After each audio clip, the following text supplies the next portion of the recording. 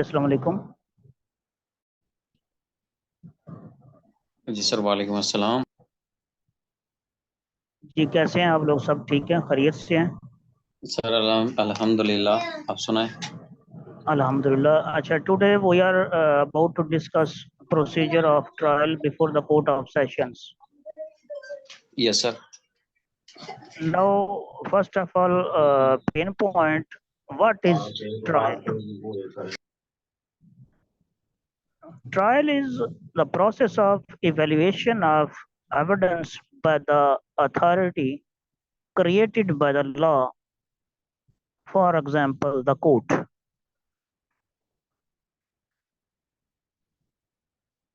I hope you got my point. Yes sir. Now, second thing is what is meant by cognizance. I am telling these definitions prior to proceeding for the regular process of trial, so you could understand what are the meanings of these words used in the law. The words cognizance means power of the court to enter controversy between the parties.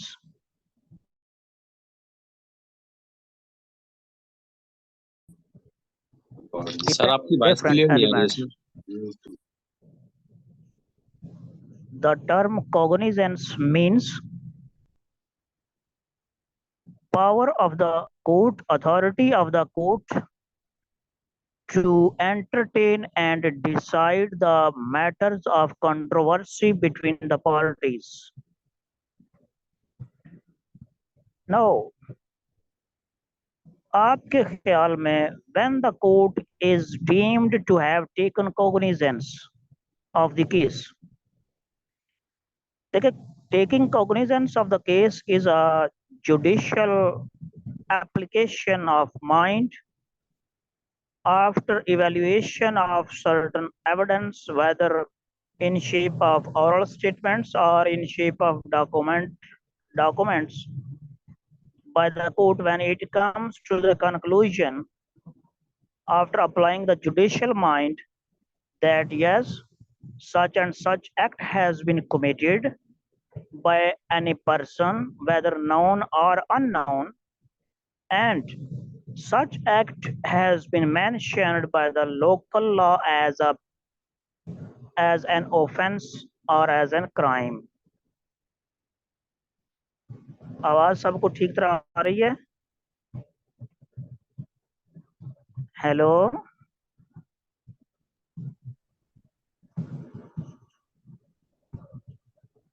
अच्छा, court of session की last time जब during the procedure for trial before the court of magistrate हमने बात की थी कि court of session has no direct authority to take direct cognizance on a crime on a report of police prepared under section 173 CRPC.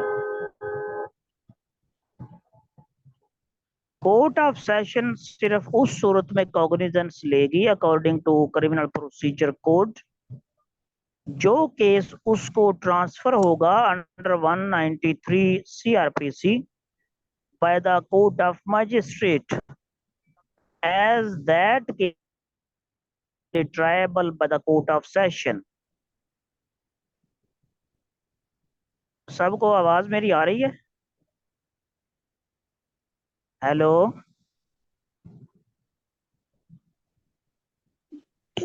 Yes sir, अभी आ रही है sir. जी right.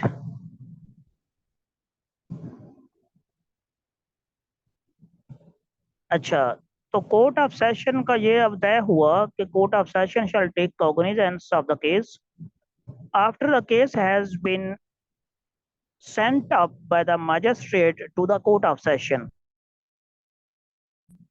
जब court of session में केस सेंट अप होता है तो court of session ने सबसे पहले After perusing the available evidence क्या है? Available evidence may be shape of statements of witnesses under section 161 CRPC, or it may be the statement of the witness under section 164 CRPC, or it may be the confessional statement of the accused recorded under 164 CRPC as well. Second, जो available evidence होगा, that could be any report of expert, or that could be any medical evidence. अब ये available जो evidence होगा, इनकी रोशनी में court of session ये decide करेगी whether the available evidence is sufficient to make a sense that some act which is an offense by the law has been committed, and further that such act has been committed by some specific person. Framing of charge obviously against some person होगी, और against some person specifically नहीं होगी, तो फिर framing of charge हो नहीं सकती।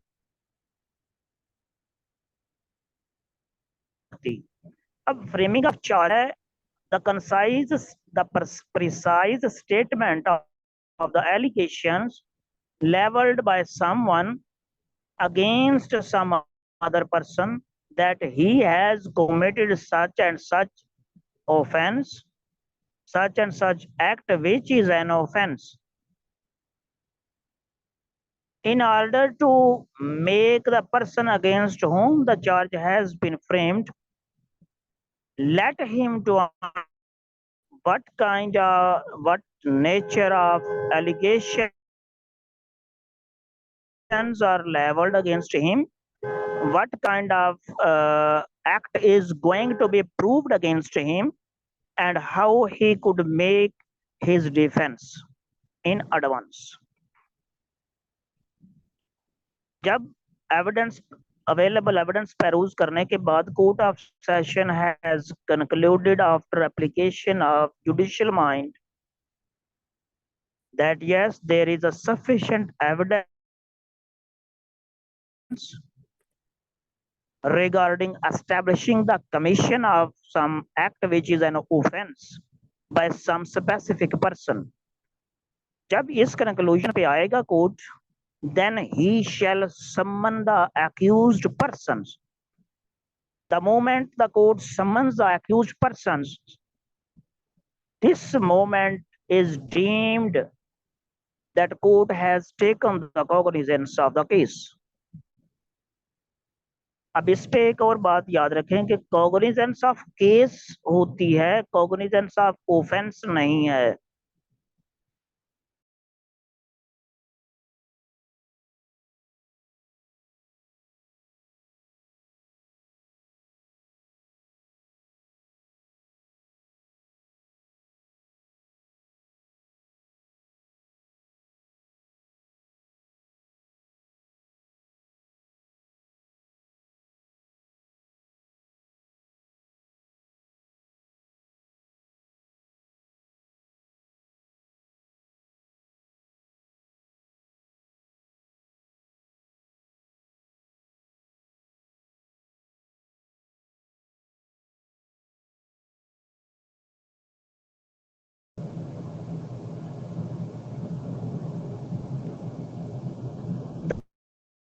The moment when the court has taken the cognizance and summoned the accused persons, जब accused persons appear होंगे before the court, court shall read over the statement of allegations, the statement of accusations against the accused persons, and get their stance, whether they plead guilty or not. अब अगर तो accused persons pleaded guilty हैं, तो court of session उनको on the basis of their guilty confession उनको convict कर सकती है। In case accused persons do not plead guilty, then court of session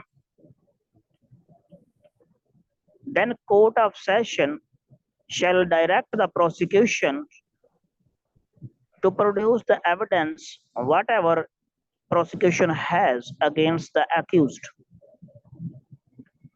ji, cognizance पे बात करते हैं। cognizance, what is meant by cognizance? Cognizance means the power of the court to entertain and decide the matter of controversy between the parties under the law. अब second बात इसमें ये पैदा होती है कि when court is deemed to have taken cognizance.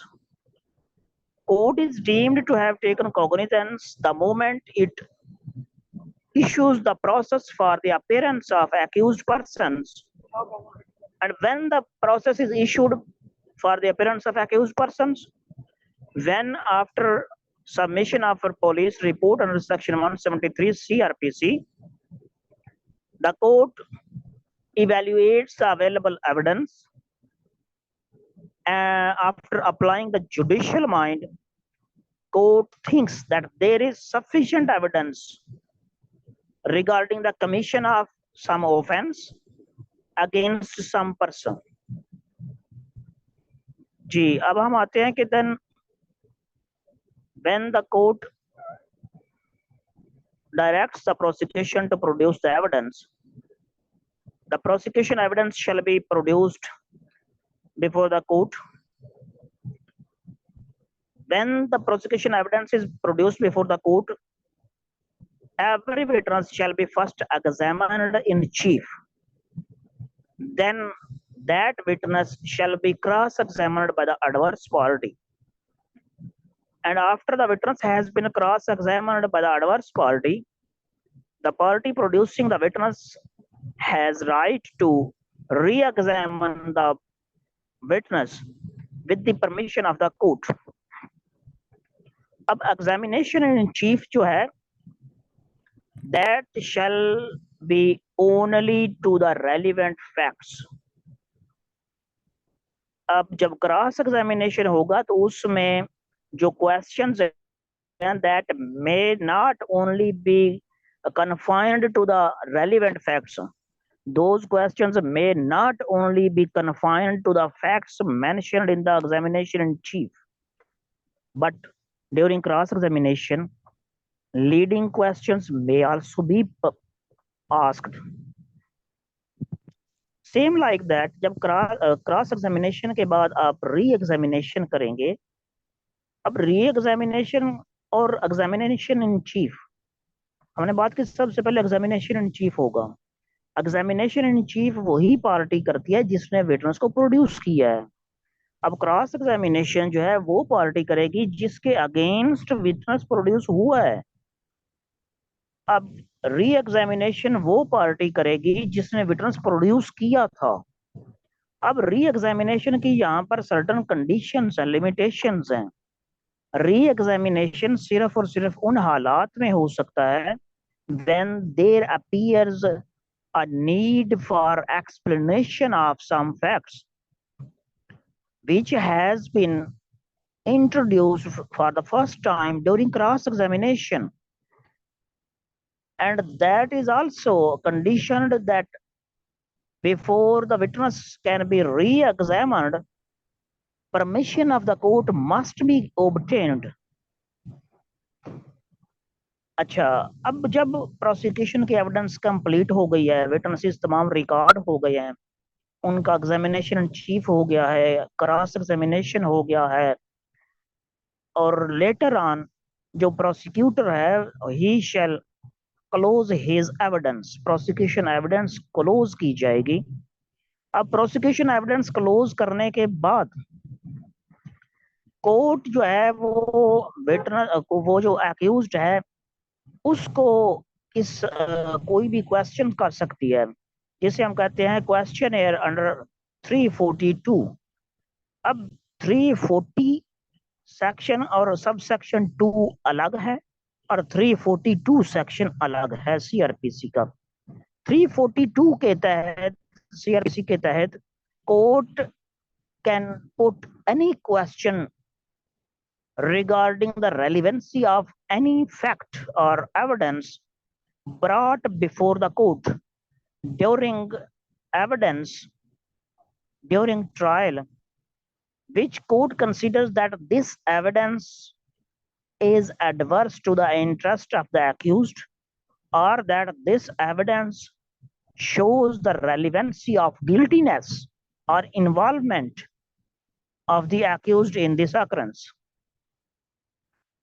No, इस stage पर अक्यूज है वो जवाब देगा कोर्ट के, और अगर वो चाहे then he could also opt to appear as witness. जब वो कोर्ट के क्वेश्चंस का आंसर कर रहा है under 342 CrPC, then he need not to be under oath. जरूरी नहीं है कि वो ओथ लेगा तो देन उसके उन क्वेश्चंस के आंसर करेगा, लेकिन if he opts to appear as witness under 340 subsection 2, then he has to take oath. अब जब वो टेक ओथ करेगा तो उस पर भी adverse party, meaning thereby the complainant party, has right to cross examine him. अब right to cross examine him, that is bestowed by the Qanun Shahadat order, that accused and accomplice shall also be liable to the cross examination. ये कानून शहादत order का article है। तमाम question मुकम्मल हो गया, कोर्ट ने उनसे क्वेश्चंस के आंसर सीख कर लिए। यूज्ड जो है पेश हो, तो वो यहाँ पर एक और स्टिपुलेशन कंडीशन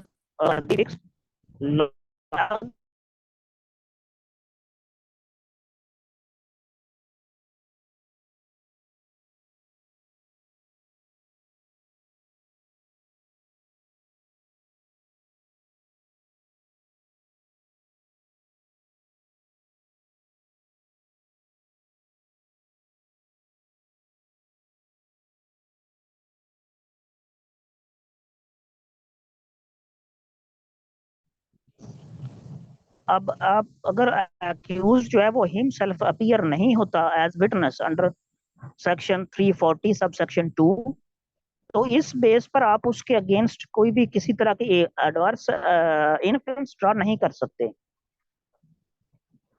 अब ये कंप्लीट होने के बाद आगे प्रोसेस आता है समिंग अप, मतलब जिसे आप उर्फ आम में आर्गुमेंट्स, फाइनल आर्गुमेंट्स कहते हैं। अगर तो एक्यूज जो है उसने कोई डिफेंस एविडेंस पेश नहीं किया, तो पहले सम अप फाइनल आर्गुमेंट्स करेगा प्रोसिक्यूटर, देन उसका रिप्लाई करेगा डिफेंस, और डिफेंस के आर्गुमेंट्स के बाद if he feels need, prosecutor may also reply to the pleas to the arguments of the accused. लेकिन अगर डिफेंस ने डिफेंस लिया है, अगर एक्यूज ने अपना डिफेंस एविडेंस पेश किया है, तो उस सूरत में पहले फाइनल आर्गुमेंट्स करेगा एक्यूज्ड, देन प्रोसिक्यूटर करेगा, और प्रोसिक्यूटर के आर्गुमेंट्स के बाद जो एक्यूज्ड है वो उन दोबारा आर्गुमेंट्स को सम अप कर सकता है क्लोज के लिए। अच्छा, अब इसमें 2-3 कंसेप्ट हैं। एक ये है कि सबसे पहली बात ये है कि जो कोर्ट है during session trial, court shell know the names and addresses of the witnesses to be produced by the prosecution. जैसा कि ट्रायल 173 सीआरपीसी की जो रिपोर्ट सबमिट हुई है पुलिस की, उसकी बेस पर हो रहा है। और सेम लाइक दैट, अगर एक ऐसा विटनेस है जिसका नाम 173 की रिपोर्ट में एज विटनेस मेंशन नहीं है, या उसका 161 का सीआरपीसी का स्टेटमेंट नहीं है, तो दैट विटनेस एक सरप्राइजिंग विटनेस है, और that surprising witness can also be summoned his evidence subject to the interest of justice and fair play. अब ये आप उसकी समनिंग और उसकी एविडेंस रिकॉर्डिंग के लिए जब आप करेंगे, तो वो आप जाएंगे अंडर सेक्शन 540 सीआरपीसी। ठीक है। अच्छा, ये जनाब था आपका procedure of trial before the court of sessions. अब अगर किसी की कोई क्वेरी है, इसके रिलेटेड कोई क्वेश्चन है, तो वो काइंडली वन बाय वन आप आस्क कर सकते हैं।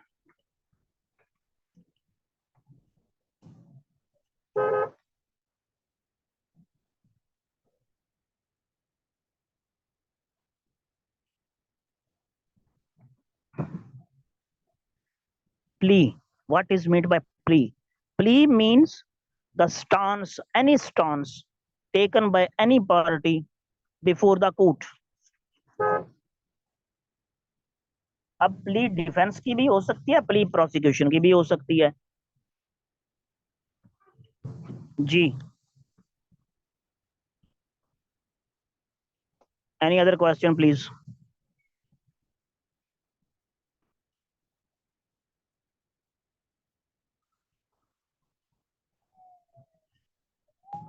अब मैं फिर, अगर आप लोगों को सबको सही तरह समझ आ गया है, तो मैं फिर आप लोगों से दो तीन जो भी हमने डिस्कस किया है इनसे सवाल कर सकता।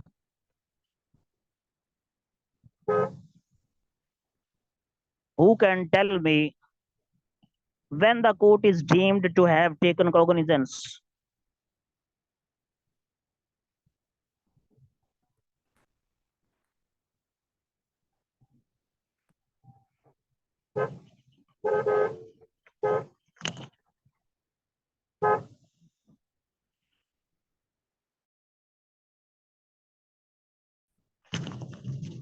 Can anyone explain when the court is deemed to have taken cognizance?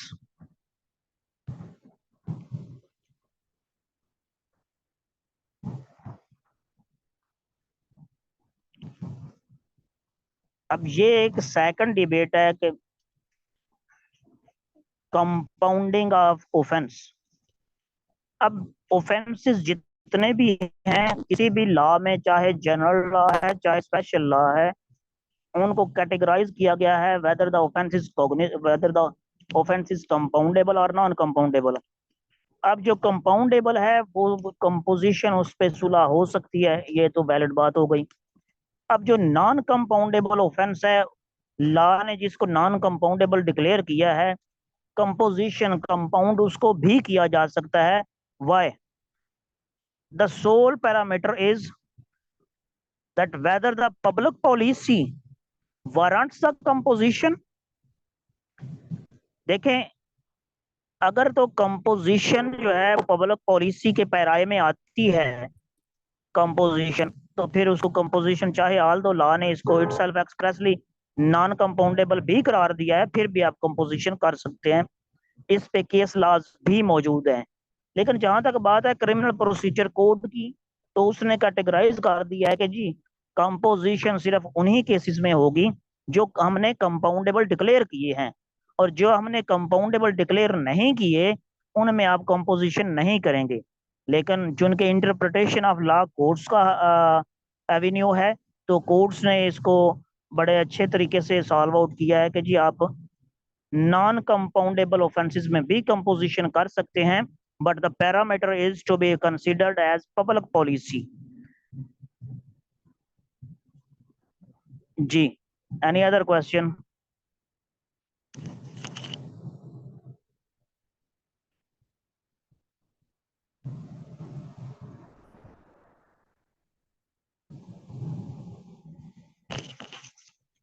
561A जो है ये इनहेरेंट पावर्स है हाई कोर्ट की। आई थिंक आप पहले सेशन ट्रायल अच्छी तरह समझ लें तो ये ज्यादा बेहतर होगा। जो हाई कोर्ट की जो है इनहेरेंट पावर्स हैं सीआरपीसी में 561A, उसको हम डीम करते हैं कि that no one should be subjected adversely by the misuse of process of law। अब misuse of process of law की बात है और इनहेरेंट पावर की बात है ऑफ द कोर्ट की, ठीक है। तो ये एक सेपरेट पूरा एक ये सब्जेक्ट है, ये सेपरेट पूरा एक टॉपिक है। आई थिंक आप पहले procedure and stages of trial of court of session पे जरा फोकस रखें फॉर द टाइम बीइंग। इंशाल्लाह उस पे भी अगेन बात होगी कि what are the inherent powers of the high court under criminal procedure code and what are the powers inherent powers of the civil code under civil procedure code as well।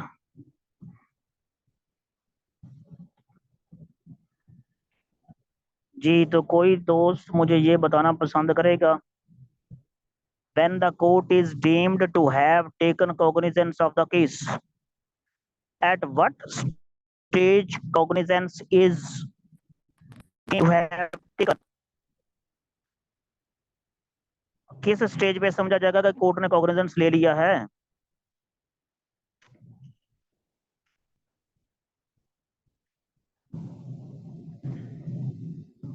I think किसी को भी अब याद नहीं है, लेकिन खैर the court is deemed to have taken cognizance of the case the moment court issues the process for the appearance of accused persons after application of judicial mind by evaluating the available evidence।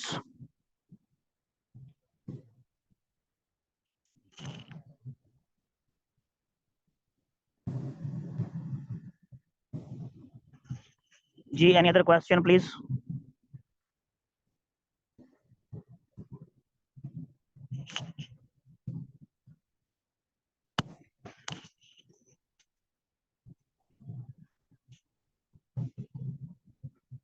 जी कोई बताएगा कि what is meant by trial.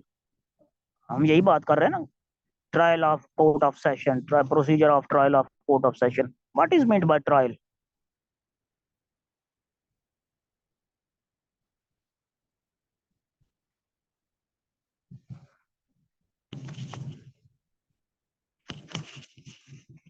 जी madam Zakia Khatoon Sahiba, आप फरमाएं what is meant by trial.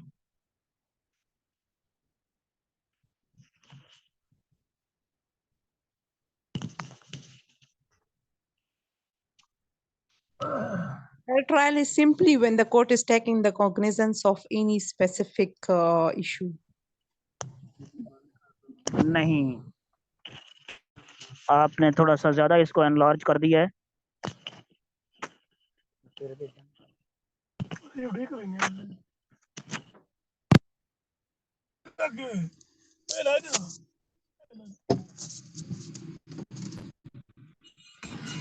Ji hello,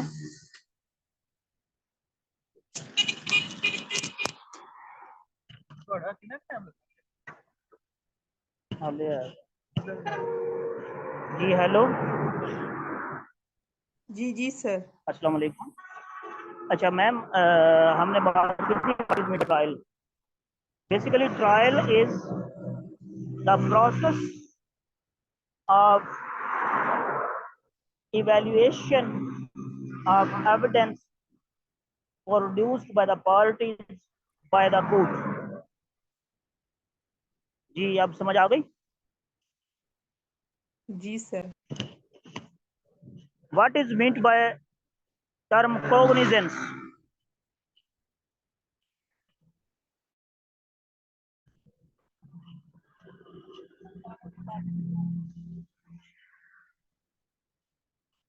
ji cognizance का कौन define करेगा।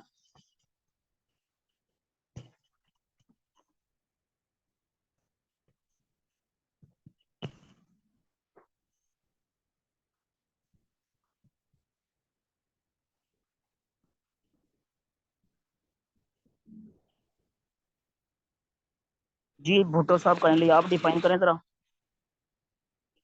Sir, what is we meant can by say cognizance. Sir, if anyone, if we judge having knowledge any offense, that having knowledge of any offense, that it will be tried by magistrate. We can say that it is a cognizance.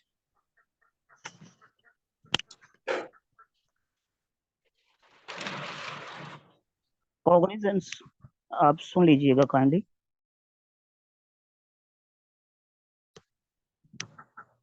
cognizance means the authority, the power of the court to entertain and decide the dispute, controversy between the parties.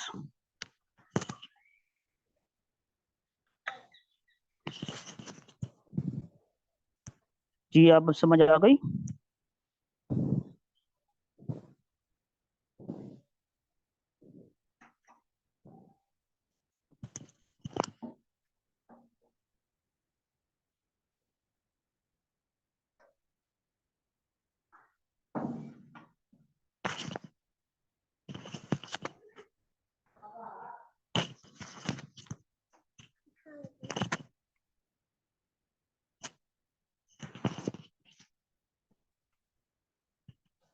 Ji advocate Ashok Khatri Sahib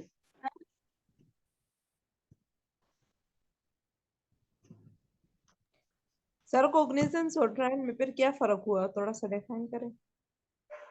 किस में difference की बात कर रहे हैं cognizance में और किस में ट्रायल सर, ट्रायल। आप दोबारा जरा काइंडली वर्ड्स पे गौर कीजिएगा ट्रायल को हमने वर्ड्स इस्तेमाल किए the process of evaluation of available evidence, the process of examination of available evidence by the court is meant a trial. Cognizance को हमने डिफाइन किया the power, the authority to entertain and decide the matters of controversy between the parties.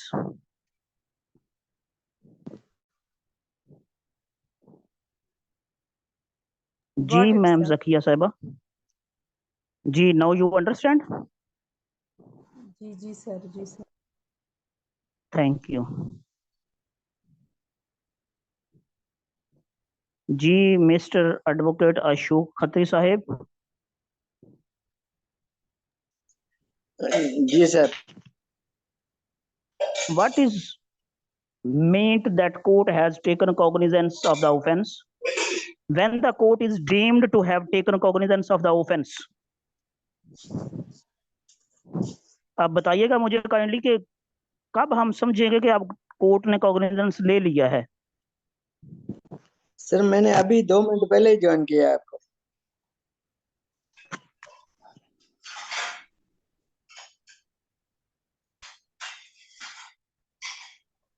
Sir मैंने अच्छा जी चले मैं again जी okay हो गया मैं अगेन इसको मेंशन कर देता हूँ the moment when the court issues the process for the appearance of accused after application of judicial mind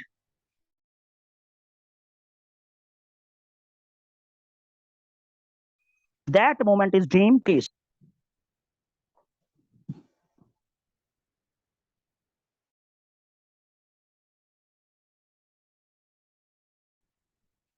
जी खामंद बख्श साहिब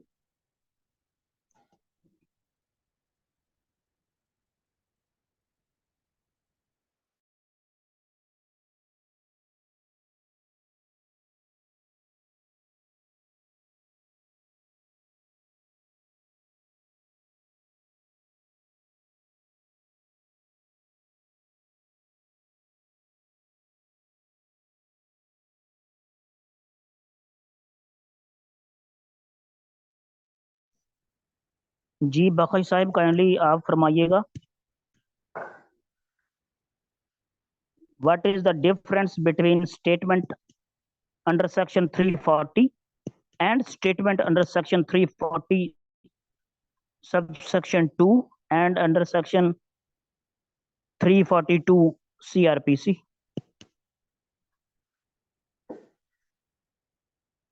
हमने अभी बात की थी कि कोर्ट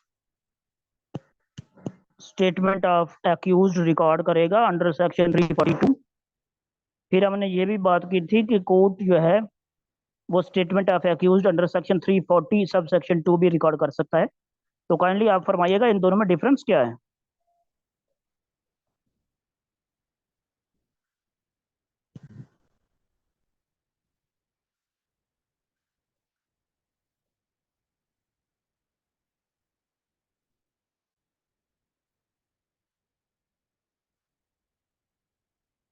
जी खावंद बखश साहिब, जी सर। आपको मेरी आवाज जी आ सर रही है? जी sir, section 340 and section 42। Section 342 CRPC and section 340 subsection 2 of CRPC। जी इन दोनों में सर, डिफरेंस क्या है? सेक्शन 340 में जब स्टेटमेंट ली जाती है विदाउट ओथ रिकॉर्ड की जाती है। सेक्शन 342 में विदाउट ओथ रिकॉर्ड की विदाउट जाती है और और 342 में सेक्शन 340 सब सेक्शन 2 उसमें ऑन ओथ रिकॉर्ड की जाती है। जी अब मैं अगेन इसको दोबारा एक्सप्लेन कर देता हूँ कि सब सेक्शन 342 342 जिसे कहते हैं, उसमें ये होता है कि कोर्ट जो है तमाम जो एविडेंस अवेलेबल रिकॉर्ड पेश की गई है, कोर्ट में जो रिकॉर्ड की गई एविडेंस, उस तमाम एविडेंस का जिस्ट टेंडर करती है एक्यूज्ड को कि भाई आपके खिलाफ फलां गवाह ने ये कहा है, फलां गवाह ने ये कहा है, आपके खिलाफ फलां फलां एविडेंस मौजूद है, तो आप अपनी एक्सप्लेनेशन इसके मुतल्लिक या इसको रिबट करने के लिए क्या कहते हो। लेकिन जो सेक्शन 340 340 सब सेक्शन 2 है, उसमें अक्यूज्ड हिमसेल्फ एज विटनेस पेश होता है और वो ऑन ओथ अपने जो खिलाफ जितने भी उसके खिलाफ एविडेंस आई है, जितने भी उसके खिलाफ एलिगेशन थे, उनका ऑन ओथ डिसप्रूफ देता है। जब वो ऑन ओथ आएगा तो उस पर क्रॉस एग्जामिनेशन भी होगी। लेकिन जो 342 का बयान है 342 का, उस पे क्रॉस एग्जामिनेशन नहीं होता। सबको बात मेरी समझ आ गई है? सर, बोथ बाय ओथ ली जाती हैं स्टेटमेंट। जी 340 सब सेक्शन 2 की स्टेटमेंट ऑन ओथ हो जाती है एक्यूज्ड की, क्योंकि वो एज अ विटनेस पेश हो रहा है। लेकिन जो स्टेटमेंट 342 की है वो ऑन ओथ नहीं होती, क्योंकि वो एज अ विटनेस उसमें अपने आप को पेश नहीं कर रहा।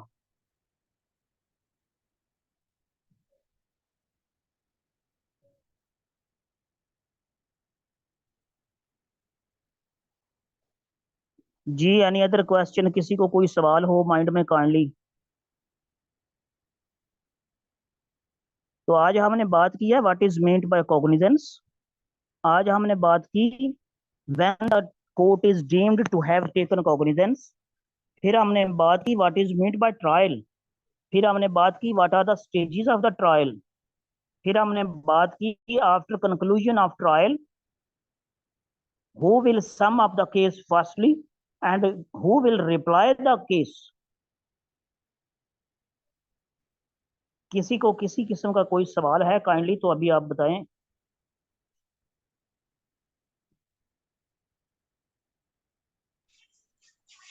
सर इसकी रिकॉर्डिंग कल मिल सकेगी क्योंकि मैंने देर से ज्वाइन किया था। ये तमाम लेक्चर की रिकॉर्डिंग आपको पाकिस्तान लॉयर्स से मिल जाएगी, उनके पास सेव होगी। अगर मुझे आई वहां से तो मैं भी जनाब को सेंड कर दूंगा।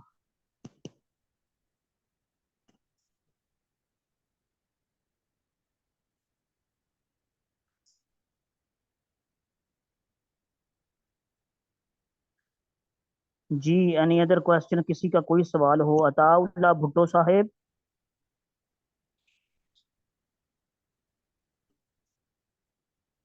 Mister Ataullah Bhutto. Yes sir. Sir मुझे एक सवाल है पर्सनली कि जो जी जी 516 एक की एप्लीकेशन देते हैं सर।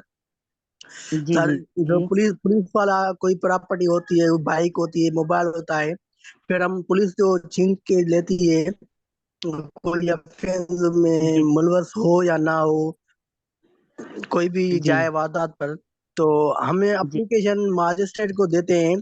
फिर वो जी हमारी बाइक किसी की पुलिस लेके गई है। अब वो मेरे नाम पर बाइक नहीं है, मेरे अब्बू के नाम पर है। तो वो कैसे, अब अब्बू को लेना जरूरी है या मैं भी खुद एप्लीकेशन दे सकता हूँ? जी, मैं आपको डिटेल बताता हूँ। इसे कहते हैं सपुर्दारी या उर्दू में, और कहते हैं डिस्पोजल ऑफ प्रॉपर्टी। अब डिस्पोजल ऑफ प्रॉपर्टी, प्रॉपर्टी दो तरह की होती है। एक है कनेक्टेड विद द ऑफेंस, एक है not with the offence but independent. अगर कनेक्टेड विद द ऑफेंस है, कनेक्टेड विद द ऑफेंस का मतलब ये है कि कोई भी प्रॉपर्टी है, कोई चीज है जिसको कोई ऑफेंस कमिट करने के लिए इस्तेमाल किया गया है। मसलन ए अपने मोटरसाइकिल पर जाता है, जाके बी पर फायरिंग करता है और उसी मोटरसाइकिल पर भाग जाता है। Now that motorcycle which was used as source of conveyance for reaching the place of occurrence and after commission of the occurrence, that motorcycle as a source of conveyance was used to flee away from the spot. अब ये motorcycle जो है, ये that can be counted as case property connected with the occurrence. दूसरी case property ये है कि that is deemed और supposed to be property of theft और एक्सटॉर्शन। अब मैं मोटरसाइकिल पर जा रहा हूँ, मेरे पास मोटरसाइकिल के कागजात वगैरह नहीं हैं, तो पुलिस वाले ने मुझे रोका। उन्होंने कहा भाई आप अपनी मलकियत दो। मेरे पास मलकियत नहीं थी। तो यहाँ पर ये कानून कहता है कि आपकी प्रॉपर्टी, आपका मोटरसाइकिल बहक सरकार वो छीन लेगा, और उसकी वो अपने रोजनामचे में जाकर थाने में रपट भी लिखेगा कि जनाब ये प्रॉपर्टी जाहरी तौर पर ostensibly to have been theft, कि ये टू हैव बीन स्टोलन, कि ये जाहरी तौर पर सरका की माल के जरिए छीनी गई ये मोटरसाइकिल लगती है, लिहाजा मैं इसको बंद कर रहा हूँ। अगर इसके पास कोई मलकियत होगी तो ये कोर्ट में पेश कर देगा। अब अगर आप मजिस्ट्रेट साहब के पास एप्लीकेशन फाइल करते हैं under section 516A, application for the custody of property meant by application for disposal of property, अब ये सपुर्दारी की एप्लीकेशन आप मजिस्ट्रेट साहब के पास फाइल करते हैं। अब ये यहाँ पर दो सवाल हैं कि ये सपुर्दारी की एप्लीकेशन फाइल कौन कर सकता है। कानून ये है कि ये वही करेगा जिसके नाम पर, जिसकी ओनरशिप, जिसका टाइटल है, ठीक है, क्योंकि कोर्ट ने डिटरमिन करना है who can be the legally owner of that property. अब कोई भी उसका ऑस्टेंसिबली लीगली तौर पर कोई भी उसका प्रॉपर्टी का ओनर, रजिस्टर्ड ओनर मौजूद नहीं है, और कैन नॉट बी ट्रेस्ड और he can not be find out, तो उस सूरत हाल में दूसरी प्रिजम्पशन आ जाती है that the person who was the last possessor of the property when that property was snatched, when that property was taken into possession by the police, वही उसका मालिक consider किया जाएगा। अब इस सूरत हाल में चूंकि मोटरसाइकिल आपके कब्जा से पुलिस ने लिया, आल दो कि आपके नाम पर ये रजिस्टर्ड नहीं है, वालिद साहब के नाम पर रजिस्टर्ड है, और वालिद साहब can not be find out, अब वालिद साहब मिल नहीं सकते for the sake of argument. लेकिन इस सूरत हाल में आप हैं लास्ट पोजेसर, और बीइंग लास्ट पोजेसर आपके कब्जे से पुलिस ने ये मोटरसाइकिल लिया था, और आप you are now entitled to the possession of that property after order issued under the disposal of property section 516A। जी, थैंक यू सर, किसी समझ का में आ तो गया। जी वेलकम।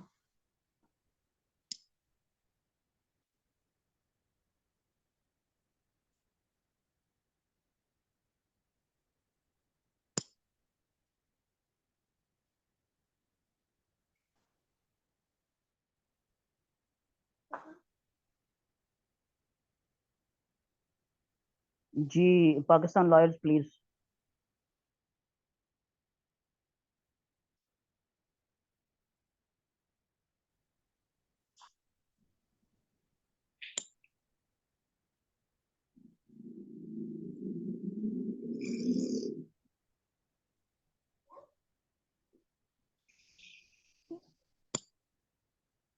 जी किसी को कोई क्वेश्चन है कि सारा कुछ अंडरस्टैंड हो गया है?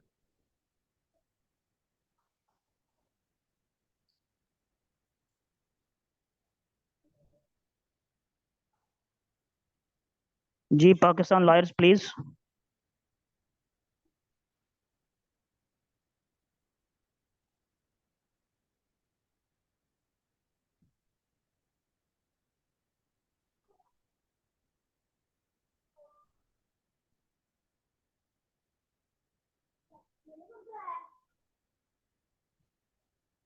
जी Bhutto Sahib most welcome.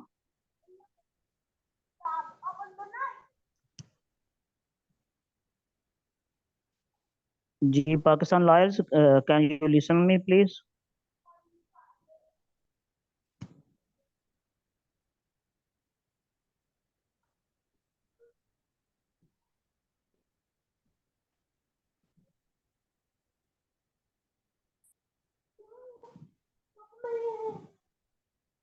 Mr. Advocate Ashok Khatri Sahib, you belong to Sindh.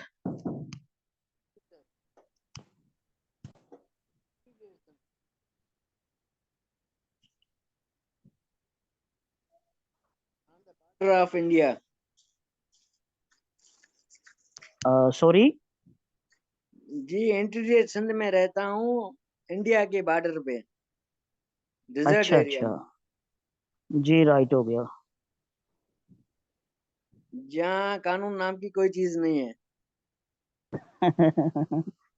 On a lighter note, कानून नाम की चीज कहीं पर भी नहीं है। आपने शायद आपको यकीन ना हो, यहाँ सिस्टम कबायली जैसे होता है, वहाँ वडेरा चाहिए। एसएचओ वडेरे का मुलाजिम होता है। बिल्कुल आई अंडरस्टैंड। हमने बचपन में छोटी क्लासेस में पढ़ी होती, टीचर से सुना था कि एक वक्त आने वाला है बड़ा करीब जिसमें survival of the fit test होगा। हम सब उसी फेज से गुजर रहे हैं। Don't worry and prove yourself. इंशाल्लाह sir, God is great and merciful, this will no doubt and I am sure. Sure. Assalamu alaikum, sir. Good luck. जी I have वालेकुम just अस्सलाम। I have just completed my LLB degree, and I'm confused माशाल्लाह। where to start now. Either should go civil or criminal. Basically अगर आप civil की practice करना चाहते हैं या क्रिमिनल की, सबसे पहले ये डिपेंड करता है कि आपका इंटरेस्ट किस में है। ब्रीफ करना चाहूँ तो आप ये समझ लें कि जो क्रिमिनल है वो ठीक है, और जो सिविल लॉ है ये लॉन्ग लास्टिंग है। ठीक है। अब जो क्रिमिनल है उसमें मल्टीप्लिसिटी और वेराइटीज ऑफ लिटिगेशन कम है क्रिमिनल लॉ में, लेकिन जो सिविल लॉ है उसमें जो वैरायटी ऑफ प्रैक्टिस है, वैरायटी ऑफ एवेन्यूज है, वो बहुत ज्यादा है। अब अगर ब्रॉडर सेंस में देखेंगे तो प्रॉपर्टी के लॉज सिविल लॉ के हेड में आएंगे, फैमिली लॉज हैं, ठीक है, वो एक अपना उसका अलग हेड है। अच्छा, उसके बाद रिट लॉज हैं, कॉन्स्टिट्यूशनल है, एडमिनिस्ट्रेटिव है। ये सारे के सारे अगर आप देखें तो ये सिविल लॉ के हेड के नीचे ही आएंगे। लेकिन बात फिर वही है कि आपका पर्सनल इंटरेस्ट जिसमें है आप उस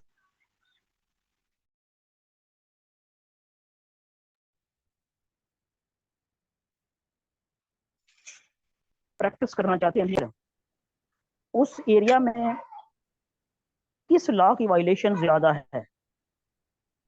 क्रिमिनल लॉ की वायलेशन ज्यादा है,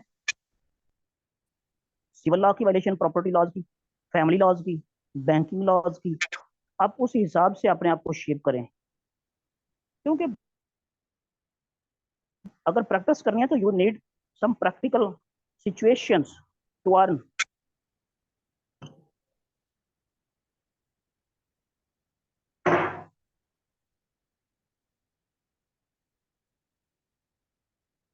जी जुनेद साहिब।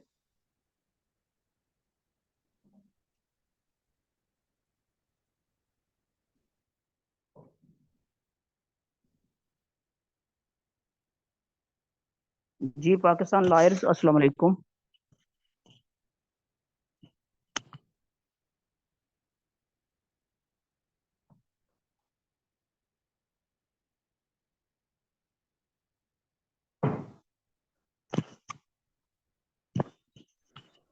सर मेरा एक सवाल है सर। जी Pakistan lawyers, can you listen to me please?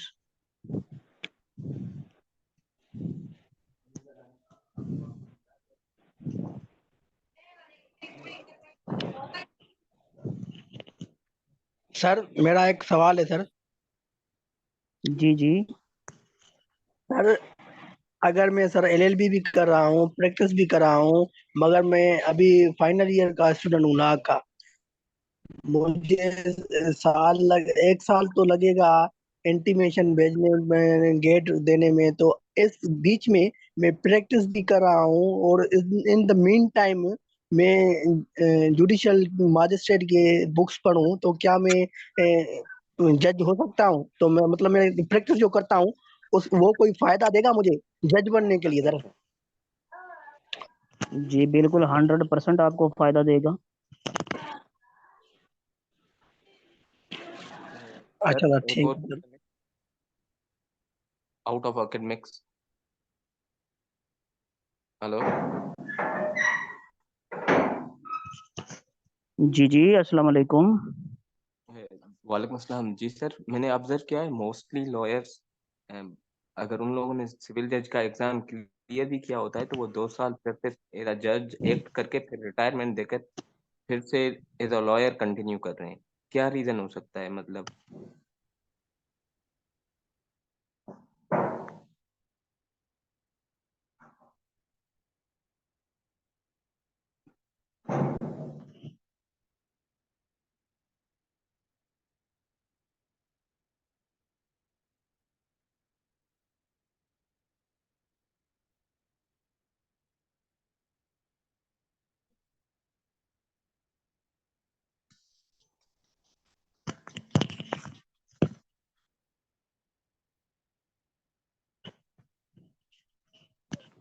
जी खावंद बख्श साहिब, आपकी आवाज नहीं आ रही।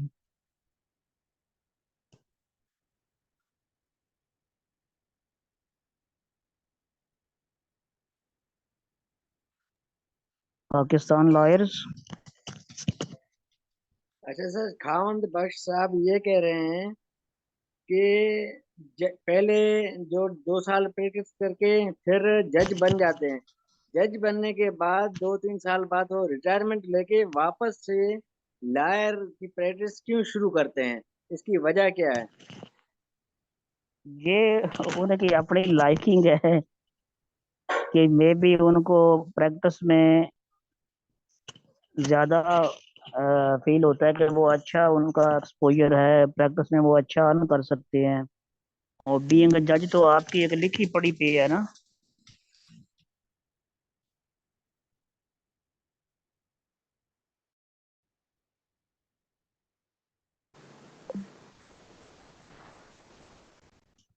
और मोस्ट प्रोबेबली यही वजह होगी जिस वजह से वो एक जुडिशियल पोस्ट को छोड़ के दोबारा वो वापस अपनी प्रैक्टिस में आना चाहते हैं।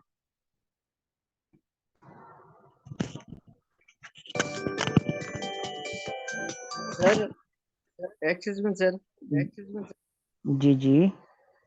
अच्छा सर, क्या ये नहीं हो सकता कि जज हजरात जुडिशरी पे कोई प्रेशर है, वो इंडिपेंडेंटली काम भी नहीं कर सकते, वो लिमिटेड तनख्वाह होती है? वैसे तो वो जनरल पब्लिक के लिए तो बादशाह होते हैं, हम इन जनरल चीजों को पब्लिक के डिस्कस लिए तो नहीं कर बादशाह होते सकते। हैं, लेकिन इंटरनली उन पे फोर्स ज्यादा होता है। जैसे शौकत सिद्दीकी साहब इस्लामाबाद हाई कोर्ट के जज थे। अशोक साहेब, पंजाबी की कहावत है, दूर दे ढोल सुहाने, मतलब you cannot make proper evaluation until unless you are the direct witness of the any incident.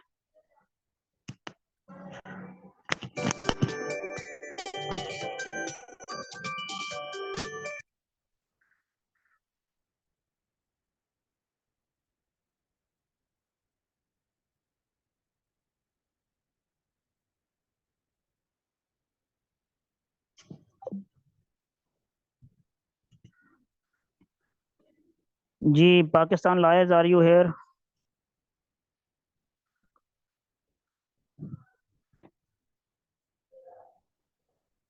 सब दोस्तों का बहुत शुक्रिया। आई होप आप लोगों को समझ आ गई होगी जो जो हमने बातें डिस्कस की हैं। And please keep it up. Okay, take care everyone.